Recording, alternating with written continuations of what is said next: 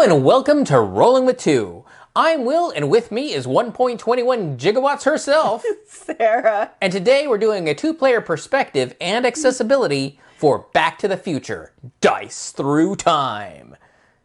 Sarah, tell us a bit about this game. All right. Players are going to work together to travel through time, fixing problems that Biff has caused, and returning items to their proper time and location before time paradoxes unravel the universe.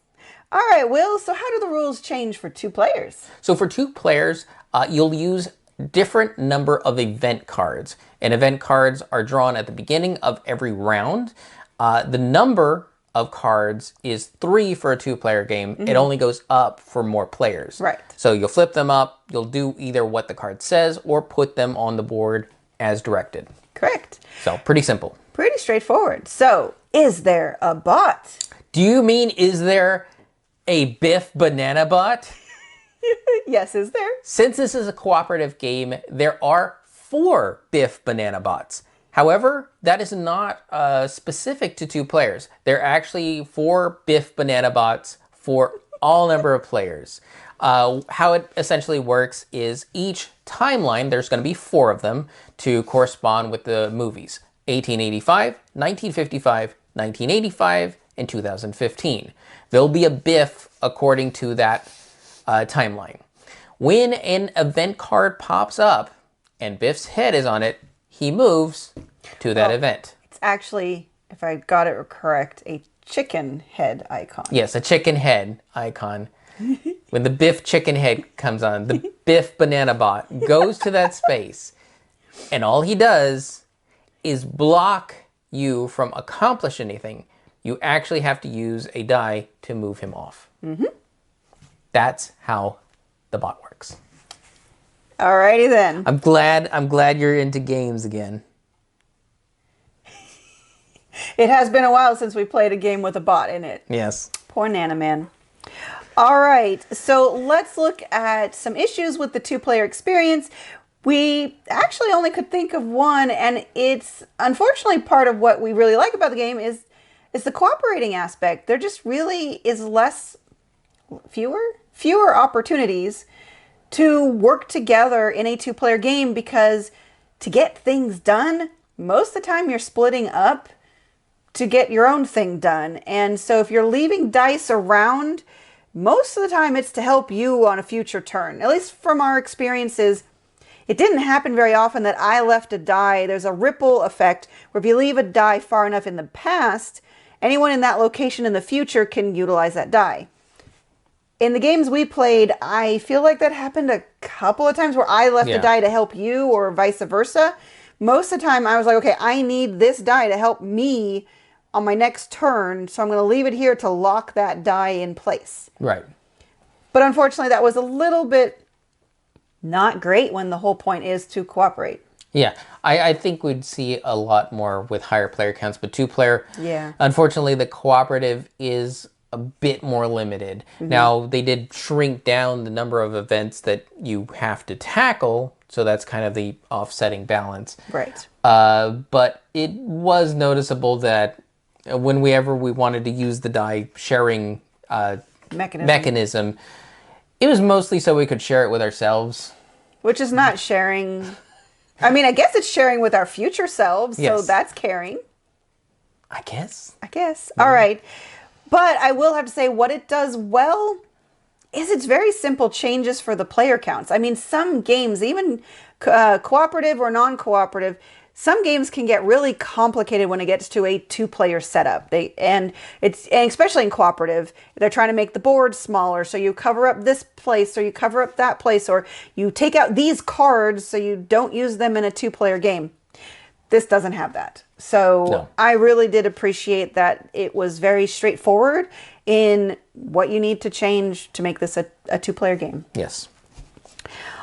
All right, that's it for the two-player experience. So let's move on to accessibility. So some of the challenges are the cars that the players use are colored the exact same shade as the year that you start in, But then that also means that your car blends into the board. They did good color matching. Yeah, it's really good color matching. I mean, it's not a huge issue because as soon as you start populating the board with events, you can just place your car on the event cards. And when you start moving to different years, your car is going to really pop on every other color because it's not the same color. Yeah, it doesn't belong in that time. Right. So, and those DeLoreans are just cool pieces too. They're very much so. So small, minor challenge, and it's really only at the beginning of the game. Yeah. The only visual accessibility issue with the cards is the 1955 event cards. They have the the 1955, the year, in blue inside a black text box. The blue is a little dark, so if you're in poor lighting or you don't quite have good eyesight for that contrast, it is a poor contrast. So that might be difficult to read. But the good news is, right above that is going to have the actual location. And so as you play the game more, you'll learn which location is in which year. Plus, the location is written in blue, so if you can see blue fine as a color, you'll be able to know which road to go to. So it's a minor visual accessibility issue. Yeah, and locations are connected somewhat thematically, like the Brown Mansion, 1955. Right. Doc's house, 1985. Yeah. It's still the mansion house that he lives in, Right. but it's very much named different, so you Right. will know what location and where it is on the board. Exactly.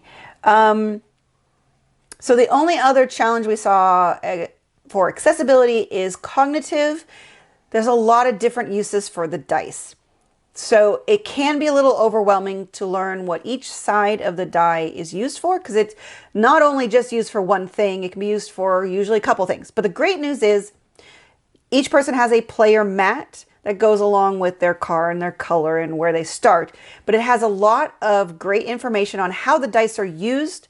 So half of it's just remembering to reference that sheet when there's a question. A lot of times Sarah would look at us like, I can't do anything. Yeah. Because she had something very specific in mind she wanted to do. And I go, well, why don't you do that, combine those to do that, and go back over there to set you up for that? Oh, yeah. Right. So sometimes, and maybe it's just a really me thing, I would get super hyper focused on, okay, this is the next thing I have to do. I have to do this. And I'm like, my dice don't let me do that. Yeah. I can't do anything. And then Will's like, sure, you may not be able to do that thing you really wanted to do, but you can go do this thing over there. Yeah, because that's still a problem. That's still a problem. There's more than one problem on the board. And I'm like, yeah, you're right. There are a lot of problems on the board. So I think part of that is just not getting overwhelmed and or hyper focused on needing to do a specific thing, because when the dice roll, you have to roll with what the dice give you. Yeah.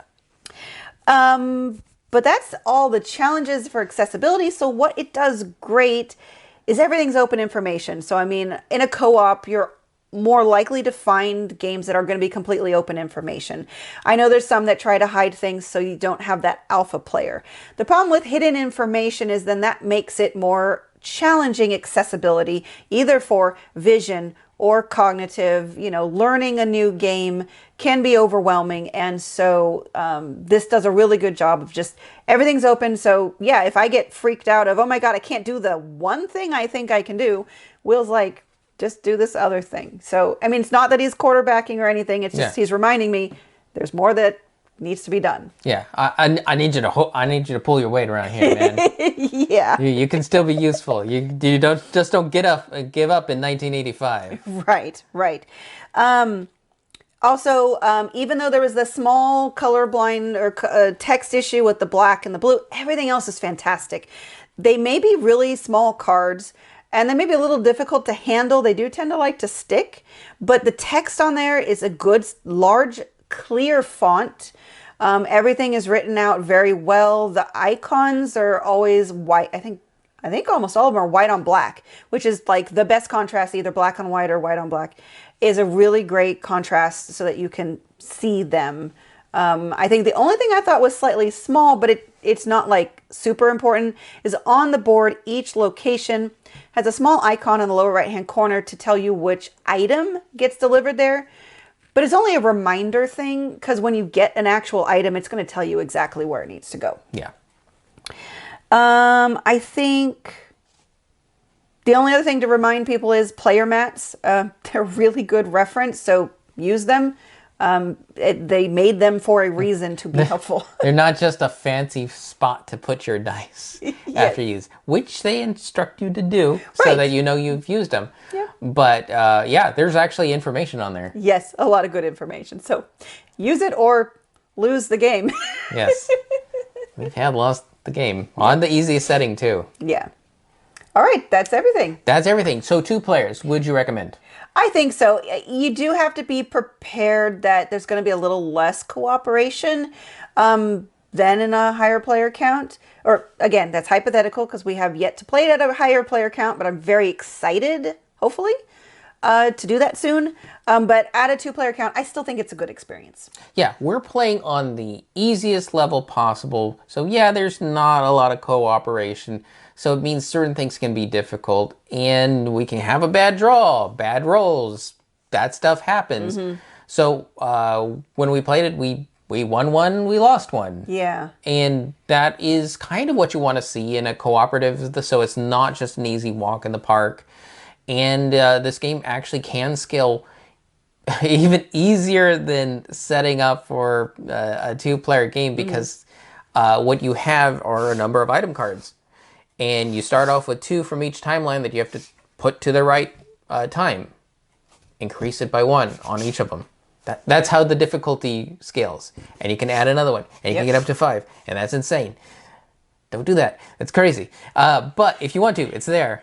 So 2-player, very good. It gets us where we like to live, in a very nice, relaxed kind of chill. But it offers that very intense cooperative experience that someone who likes that more punishing sort of, I'm fighting against the game, against all odds, it has it for you too. So the game has depth. Yep. For 2 players. Agreed. Accessibility.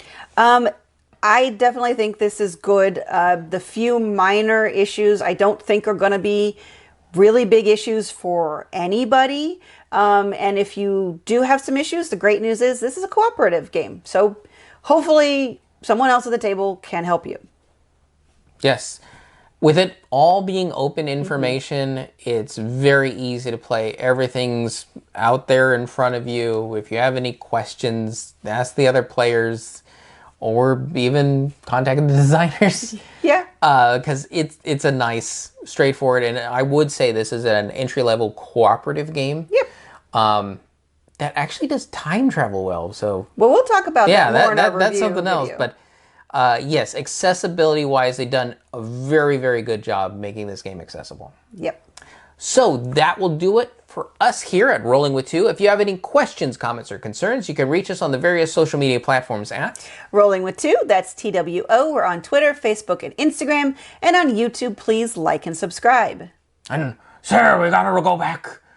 We gotta go back to Rolling with Two.